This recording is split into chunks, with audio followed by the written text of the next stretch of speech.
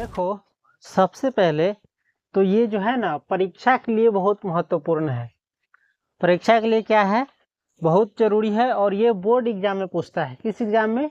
Board, यानी जहाँ पर तुम्हारा अंतिम एग्जाम होगा फाइनल क्लास 10th यानी 10वां का, उसमें ये से पूछा जाता है और अवश्य ही पूछेगा, हर साल पूछा जाता है। समझ गया?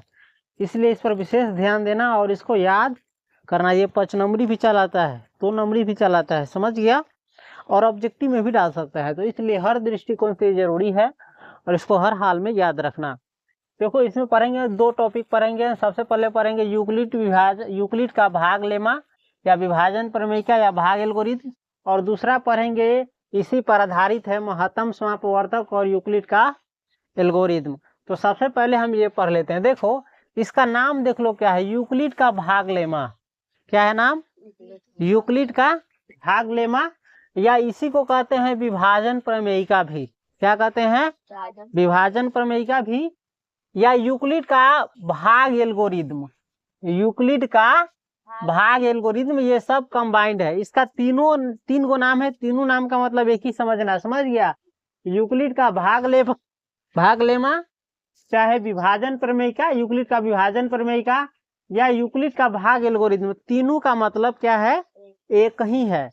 इसमें देखो क्या होता है, किसी 2 धन पूर्णांक को, धन पूर्णांक यानी कहने का मतलब पूर्णांक हम तुमको पढ़ाए हैं।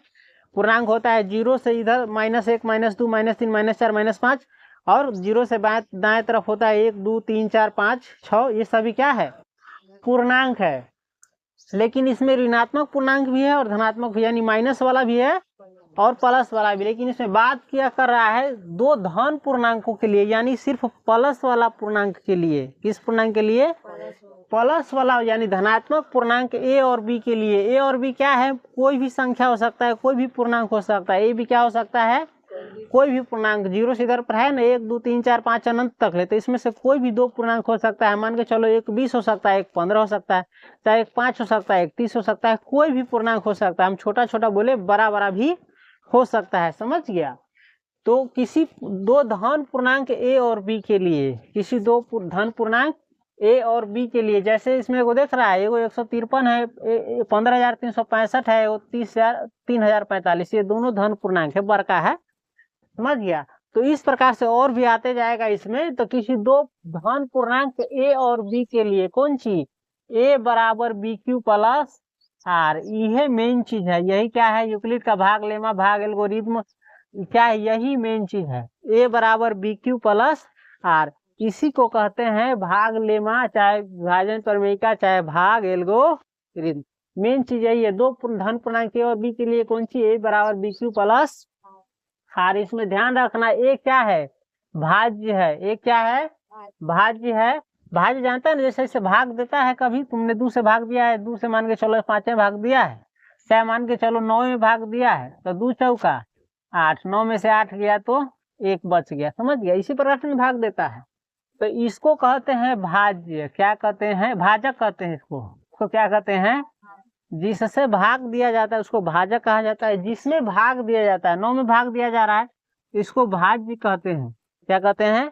और इससे, इसमें भाग देने पर यहाँ पर जो आता है, इसको कहते हैं भागफल। एकरा कहते हैं शेष फल, चाहे शेष, दोनों में से कोई। तो वही कह रहा है, ए बराबर बी क्यू प्लस आर में ए बराबर क्या है? भाज्य है, यानी ए बराबर ही पिछला रहता है। समझ गए? ए बराबर, उसके बाद बी बराबर भाजक। बी बराबर क्या है? यानी बी कहते हैं जिससे भाग दिया जाता है। इसमें ए बन गया, ये ई बना है कौन सी? बी। और क्यू बराबर क्या है? भागफल। क्यू बराबर, यानी ये जो 4 है ये क्यू बना है। समझ गया? और ये जो है आर किसको कहते हैं? शेष को, यानी ये है आर।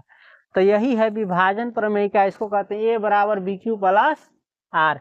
भाषा में इसी को कहते हैं, 4था 5 में पढ़ने वाला विद्यार्थी इसी को कहता था भाषा में, भाज्य बराबर भाजक गुने भागफल जोड़ शेष। भाज्य बराबर भाजक गुने भागफल जोड़ शेष, इसी को कहते हैं भाग एल्गोरिथम। क्या कहते हैं? चाहे यूक्लिड का भाग एल्गोरिथम, चाहे यूक्लिडियन एल्गोरिथम, चाहे यूक्लिड का विभाजन प्रमेयिका, सब इसी का नाम है। समझ गया? समझा कि नहीं? जैसे देखो, इसमें दो पूर्णांक ले रहा है, एगो 36 ले रहा है, एगो 5 ले रहा है। कौन सी ले रहा है? 36 आई 5। तई बात तई बता दी भाज्य है पहले ही, और ये जो 5 है कौन सी है? भाजक है। समझ गया? यानी 36 और ये 5 दोनों धन पूर्णांक हुआ। क्या हुआ? अब इसका विभाजन एल्गोरिथम प्रयोग कर रहा है। समझ गया? ये 36 में जो है ना 5 से भाग दोगे तो भागफल आएगा 7 और शेषफल आएगा 1।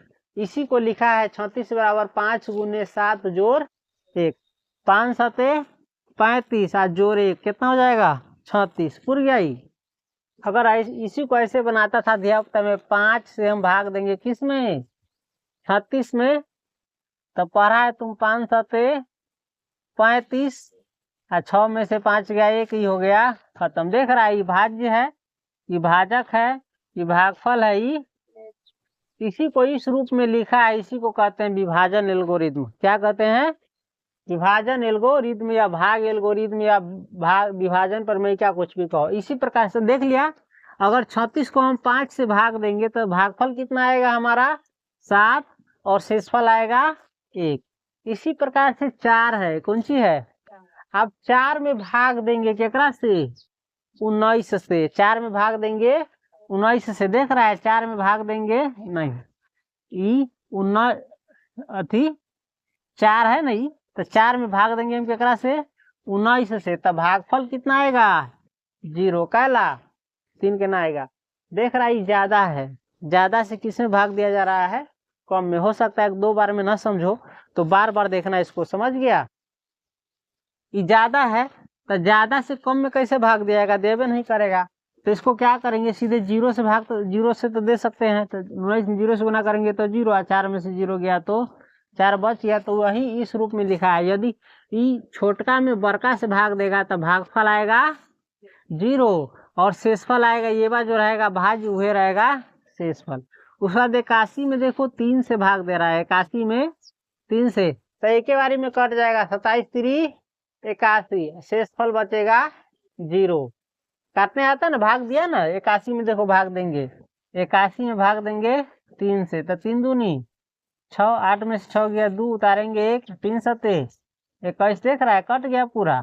भागफल आया 27 और शेषफल कुछ नहीं है, मतलब 0। अब इसको थोड़ा डिटेल्स में समझ लो। नीचे देख रहा है 1 में कह रहा है, 1 में क्या है?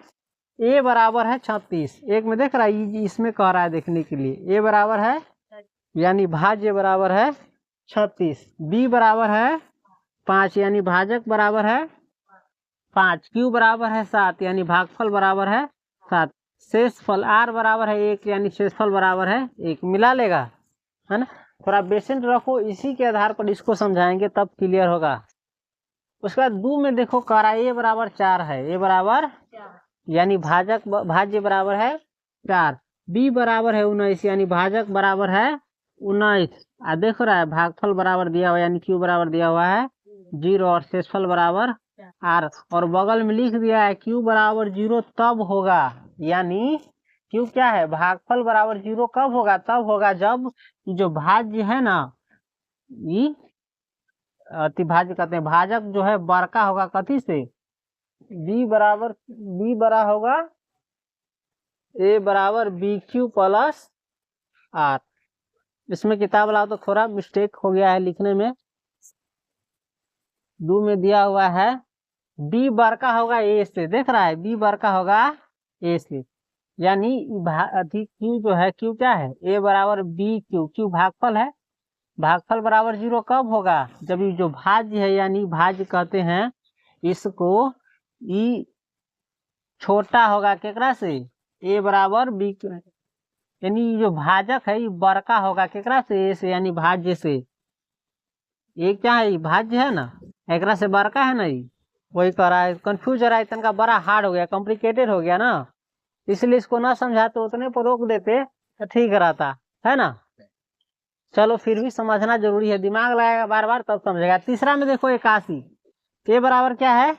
81 यानी भाज्य बराबर है 81, b बराबर है 3 यानी भाजक बराबर है 3, और q बराबर है 27 यानी भागफल बराबर है 27 और शेषफल बराबर है जीरो, इसमें क रहा है, देख रहा है, r बराबर 0, यानी शेषफल 0 होगा। शेषफल कथी होगा?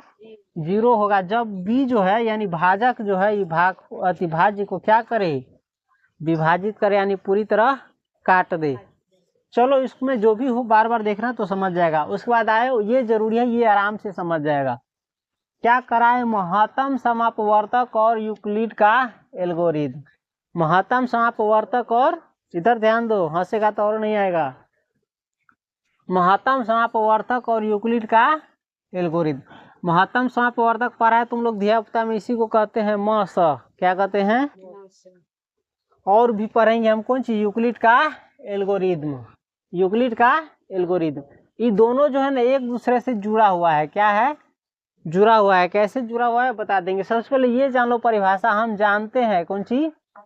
कि दो धनात्मक पूर्णांक, दो धनात्मक संख्या का मौसा जो है वह बड़ा से बड़ा धनात्मक पूर्णांक है, जो a और b दोनों को विभाजित करता है। a और b कथी है? धनात्मक पूर्णांक है। मान के चलो एगो 15 है और एगो 30 है। इस दोनों का जो मौसा है क्या होगा? वह सबसे बड़ा संख्या होगा जो एकरो काटेगा, और इस दोनों का मौसा क्या होगा? इस दोनों का मौसा होगा सबसे बड़ी संख्या जो इसको भी काटे और इसको भी काटे। देख रहा है 15, ये 15 है और ये 30 है। देखो ये दोनों जो है ना एक से कटेगा, एक से तो सब संख्या कटता है तो एक जोड़ाएगा नहीं। दुइयों से कटेगा, दो से कटेगा न कटेगा, रे था 2 से 15 कटेगा, 30 ना दोनों कटना चाहिए। 2 से नहीं कटेगा, 3 से तीनों कटेगा, 3 पचे 15, 3 दहाई 30। उसके बाद 4 से दोनों नहीं कटेगा, नहीं लिखेंगे। 5 से कटेगा, 5 तिहाई 15, 5 छक 30। इसके बाद कोई भी ऐसा संख्या नहीं आएगा जो दोनों को काटेगा। 6 देखो तो 6 से ही कटेगा, नहीं कटेगा, ये कट जाएगा। 7 से ही कटेगा, यो न कटेगा। 5 8 से दोनों में से कोई नहीं कटेगा, 9 से दोनों में से कोई नहीं कटेगा, 10 से ये तो कट जाएगा, ये नहीं कटेगा। इसके अलावा देखो तो 15 से दोनों कटेगा, 15 इकाई 15 और 15 दूनी 30, यानी एकरा काटे वाला सबसे बड़का संख्या कौन आया इसमें? 15। तो 15 ही इस दोनों का क्या होगा? मौसा होगा। तो वही करा है, दो जो संख्या होगा उसका मौसा क्या होता है? सबसे बड़का संख्या होता है जो दोनों के काटता है। समझ गया? देख रहा है 15 जो है 15 को भी काट देगा और 15 जो है 30 को भी काट देगा। तो 15 इकाई 15 खत्म और 15 दूनी 15 से कोई बड़का संख्या है जो दोनों के काट सके? नहीं ना है। तो यही होगा क्या इसका मौसा। कितना मौसा होगा? 15। और भाग वाला विधि से भी निकालेगा तो ये 15 ही होगा। देखो तो एक ही बारी में कट जाएगा, 15 दूनी, जब पूरी कट जाता है तो ये ना भाजक क्या हो जाता है? मौसा हो जाता है। कोई और संख्या दे, मान के चलो एगो हम देते हैं 25। कौन सी देते हैं? 25। एगो देते हैं 30। इस दोनों का मौसा कितना होगा? इस दोनों का मौसा होगा जो इस दोनों के पूरा क्या कर दे? काट दे। तो एक से तो दोनों कटेगा तो एक तो नहीं जोड़ाएगा, 2 से दोनों कटेगा, एगो से ना दोनों कटना चाहिए, 3 गो, 3 से 4 से 5 से कटेगा, 5 से यो कट जाएगा, यो कट जाएगा। उसके अलावा कोई दूसरा संख्या है? उसके अलावा जो है कोई दूसरा संख्या है बताओ जो इस दोनों को काट सके? नहीं है, यानी सबसे बड़ा संख्या 5 है इस दोनों के काटने वाला। तो 5 ही इसका क्या होगा? मौसा होगा। अगर तुम भाग दे करके भाग विधि से बनाओ तो भी देखो 5 आएगा मौसा। 25 और 30, 25 और 30 का मौसा निकालेंगे। 25 इकाई 25, 10 में से 5 गया 5, 2 में से गया खत्म, उतारेंगे फिर 25, 50। देख रहा है कट गया, तो ये ना है 5 ना मौसा आया। तो मौसा क्या होता है? किसी भी संख्या का मौसा होता है सबसे बड़ा संख्या जो दोनों के काट दे। 3 गो रहे तो तीनों के काट दे, 4 गो रहे तो चारों के काट दे। लेकिन यहाँ पर अभी हम 2 ही संख्या के लिए पढ़ रहे हैं। समझ गया?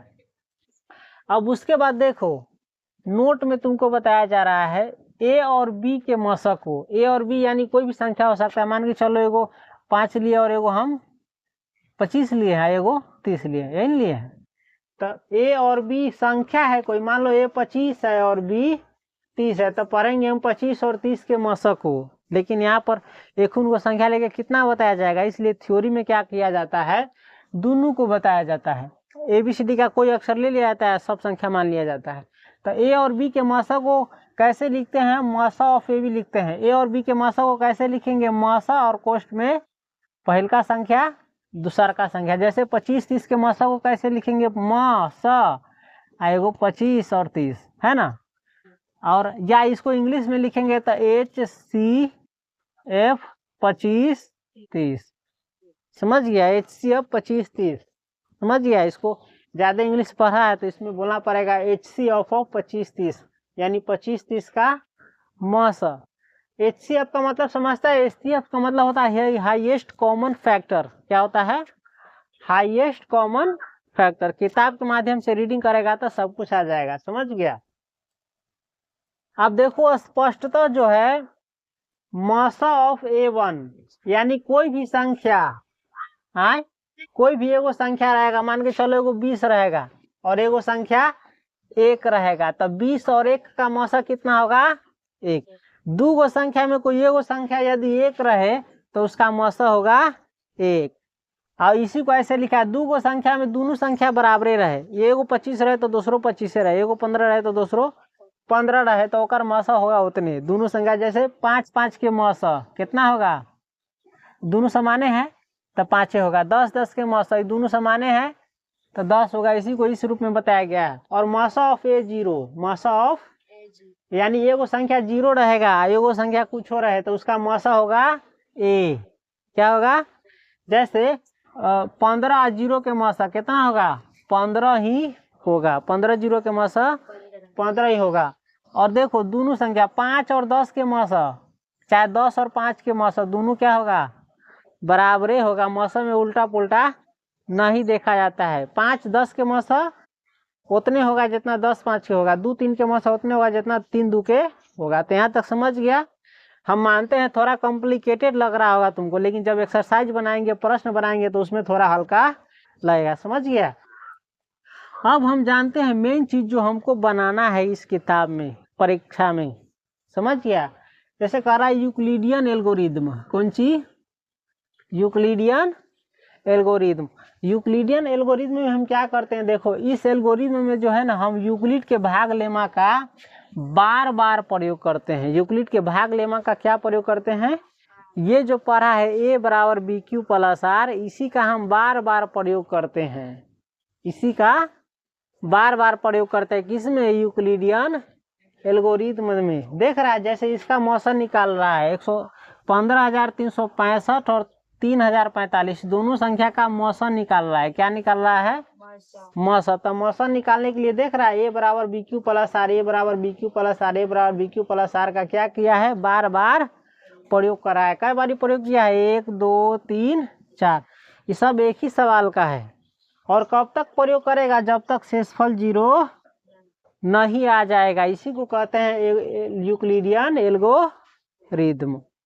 यूक्लिडियन एल्गोरिदम में है ना, यूक्लिड के भाग लेने प्रयोग कितनी बार करते हैं, जब तक 0 नहीं आ जाए तब तक। जैसे इस भाग विधि में तुम मासा कब तक बनाता था, जब तक सब कट के 0 नहीं आ जाता था तब तक। तो ये भाग विधि है, आई तन का ऐसा है, समझ गया। तो इसी को कहते हैं यूक्लिडियन एल्गोरिदम। जैसे देखो इसमें तनका हार्ड दिया है तो तुमको थोड़ा समझने में दिक्कत होता होगा, लेकिन देखो अगर हम कहेंगे तुमको 40 और जो है 25 का मौसम निकालो, 40 और 25 का मौसम निकालो, तो सबसे बड़का संख्या उसको शुरू में रखेंगे है और 25 को यहाँ पर। अब हम भाग एल्गोरिदम का प्रयोग करेंगे। देखो 25 से हम पहले करेंगे 40 में भाग, तो 25 इकाई 25 और शेषफल बचेगा 10 में से 5 गया, 5 ही बचेगा, 3 3 में से 2 जाएगा 1, यानी 25 में हम गुना करेंगे 1 से और शेषफल बचेगा 15। अभी 0 नहीं आया तो इस फिर 25 को हम जो है यहाँ उतार देंगे, ठीक है, 25 को यहाँ उतार देंगे और शेषफल जो है 15 को यहाँ पर। और फिर 15 से हम क्या करेंगे इस 25 में, तो फिर 15 इकाई 15, 5 में से 5 गया 0, 2 में से गया 1, यानी हम फिर 15 में 1 से गुना करेंगे तो शेषफल आएगा हमारा 10। अभी 0 नहीं आया, नहीं ना आया, तो फिर हम क्या करेंगे 15 को यहाँ उतार देंगे और 10 को, और फिर 10 से हम भाग देंगे केकरा में, 15 में तो 10 इकाई 10। अब देखो जगह है ना कि कट रहा है, 5 में से 0 गया 5, 1 में से गया खत्म। अभी 10 में फिर 1 से गुना करेंगे तो शेषफल आएगा 5। अभी 0 नहीं ना आया, फिर हम 10 को यहाँ उतारेंगे और 5 को यहाँ, अब गुना करेंगे, अब भाग देंगे 5 से 10 में, तो 5 दूनी 10। देख रहा है कट गया पूरा, तो कहानी हो गया खत्म। 5 गुने 2, 2 से लगा है अंत में, और जोर बचा है 0।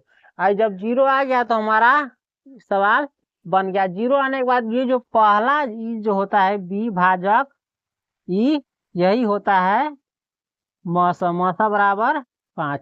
सेम जो हल्का चीज है उसको इसमें भी किया गया है, लेकिन ये थोड़ा बड़ा संख्या तो तुमको थोड़ा हार्ड लग रहा होगा। घर पर प्रैक्टिस करना। 3045 से भाग देना कितना में, 15,365 में, और भाग देगा तो ऐसा ही बनता आएगा। समझ गया? समझा कि नहीं? जैसे 40-25 का मौसम निकाला था, कितना आया? 5 आया। कितना आया? कैसे आया बता दिए? 40-25 का मौसम कैसे आया? 5 बता दिए ना। इसी को धिया पुता में भाग विधि से बनाता था।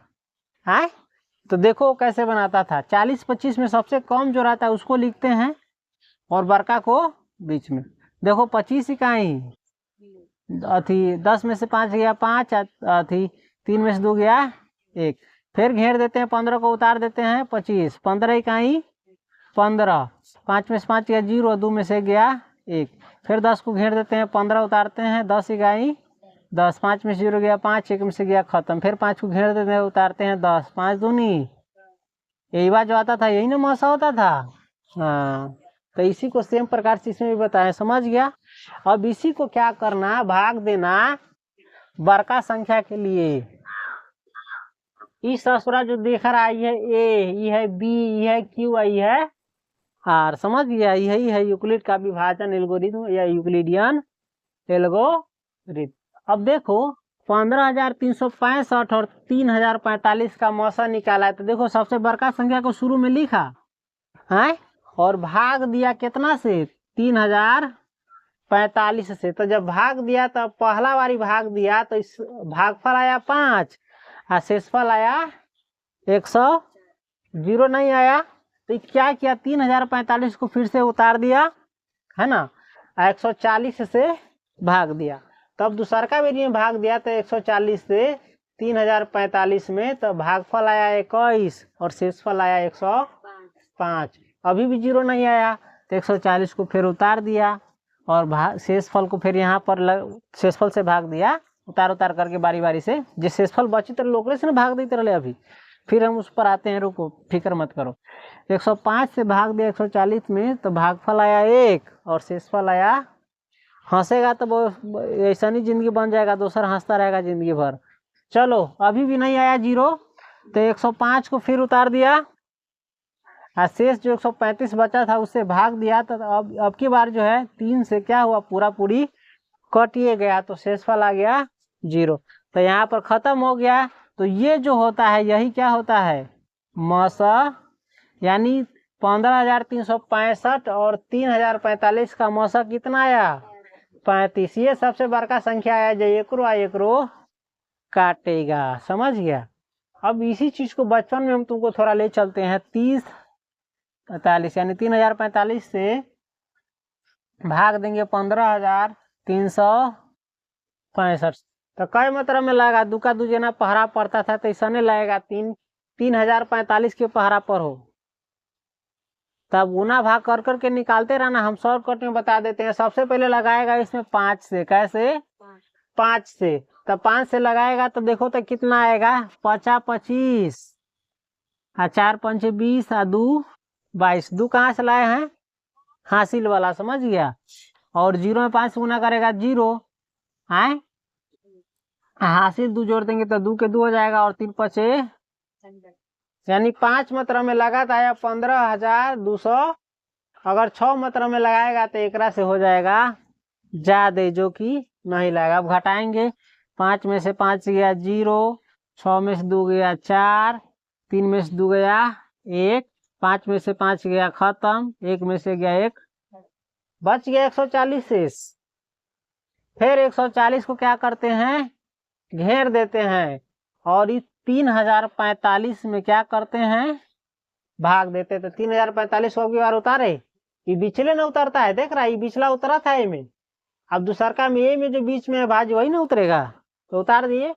अब फिर कई मात्रा में लगेगा, 140 के 40 पहरा पढ़ते जाओ, 140 के 40 पहरा एक के बारी में जितना से लगे लगाना है। महत्तम में क्या होता है, भाग अलगे देना पड़ेगा, एक के बारी में जितना से लगेगा उतना से लगाना पड़ेगा। तो देखो 140 से तुम भाग दे दो हल्का, 345 हट लेते, 140 दूनी देखो तो कितना होगा, 280 होगा, 4 में से 0 जाएगा 4 और 9 में से 8 जाएगा 1, जा पैसा नहीं ना लिया है, 10 में से 8 गया 2, 2 के 3 है तो 2 बचेगा, 2 में से 2 गया खत्म, उतारेंगे 5, तो 140 दूनी 280 हो जाता है, तो एक से ज़्यादा हो गया, तो एक की मात्रा में लगेगा 140, 5 में से 0 गया 5, 4 में से 4 गया 0 है और 2 में से गया 1, यानी 140 से एक के बारी मात्रा में लगेगा कितना मात्रा में,